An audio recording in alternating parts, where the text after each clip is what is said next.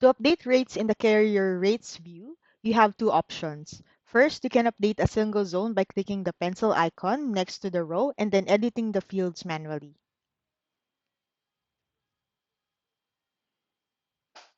Click the save icon once you have updated the specific row. Second, for updating multiple rows at once, you can use the bulk update button.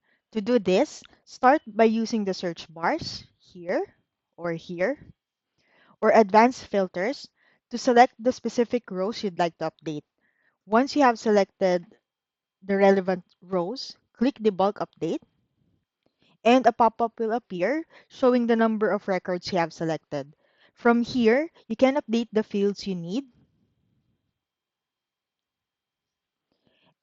and then click update to save the changes.